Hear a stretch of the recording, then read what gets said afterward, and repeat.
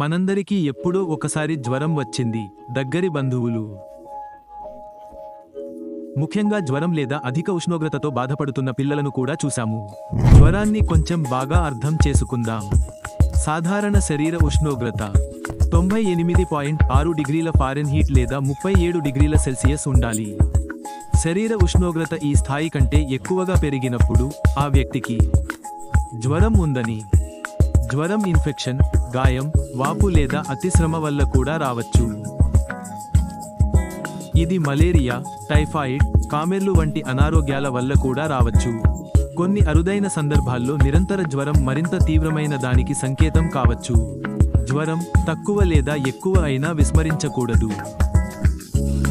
ఇప్పుడు థర్మోర్గ్యులేటరీ సెంటర్ లేదా టీఆర్సీ గురించి మేము మీకు కొంత చెబుతాము. టీఆర్సీ అనేది మన మెదడు వెనుక భాగంలో ఉన్న ఒక గ్రంథి. ఇది మన శరీర ఉష్ణోగ్రతను నియంత్రిస్తుంది. శరీరం వేడెక్కినప్పుడు టీఆర్సీ శరీర ఉష్ణోగ్రతను తగ్గించడానికి చెమటను ప్రోత్సహిస్తుంది. సాధారణంగా ఎవరికైనా జ్వరం వచ్చినప్పుడు వారికి పారాసిటమాల్ లేదా ఇబుప్రోఫెన్ వంటి మందులతో చికిత్స చేస్తారు, శరీర ఉష్ణోగ్రతను వెంటనే తగ్గించడానికి. కానీ అలాంటి మందులను ఉపయోగించడంలో సమస్య ఉంది. కాలేయం వంటి అవయవాలకు శాశ్వత సమస్యలు వస్తాయి. మరియు ఈ మందులలో కొన్ని రక్తం సన్నబడటానికి కారణమవుతాయి మరియు ఇది ఏదైనా రక్తస్రావం కారణంగా గడ్డకట్టే వేగాన్ని తగ్గిస్తుంది.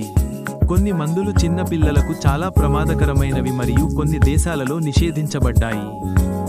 ఫ్లూ మరియు ఇతర రకాల జ్వరాలను నిర్వహించలేవు. వైరల్ ఇన్ఫెక్షన్ వల్ల కలిగే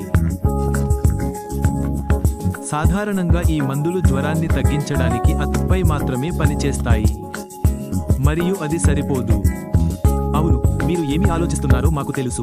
మీరు జ్వరాన్ని చాలా వివరంగా అర్థం చేసుకున్నారు కాబట్టి మీరు ఆశ్చర్యపోతున్నారు. జ్వరానికి చికిత్స చేయడానికి వేగంగా పనిచేసే మరియు నాకు మరియు నా పిల్లలకు చాలా సురక్షితంగా ఉండే పద్ధతి ఉందా? ప్రశ్న చిహ్నం. ఎప్పటిలాగే ఎలిమెంట్స్ వెల్నెస్ మీకు సరైన పరిష్కారాన్ని కలిగి ఉంది. ఎలిమెంట్స్ వెల్నెస్ మీకోసం ఒక నవల పరిష్కారాన్ని సృష్టించింది. ఇది సాంప్రదాయ ఔషధాల వలె వేగంగా పనిచేయడమే కాకుండా ఉపయోగంలో కూడా పూర్తిగా సురక్షితం. ఈ ఫార్ములా పురాతన కాలం నుండి తీసుకోబడింది. మా శాస్త్రవేత్తలు ప్రత్యేకంగా మీకోసం అభివృద్ధి చేశారు. మీ ఉష్ణోగ్రత 37 డిగ్రీల సెల్సియస్ కంటే పెరగకుండా నిరోధించడానికి. 37 కంటే తక్కువ ఎలిమెంట్స్ వెల్నెస్ను ప్రస్తావించడం ఆయుర్వేద విధానం నుండి ప్రేరణ పొందింది. ఫ్లూ మరియు సంబంధిత జ్వరాన్ని 5 విభిన్న మార్గాల్లో చికిత్స చేయడానికి.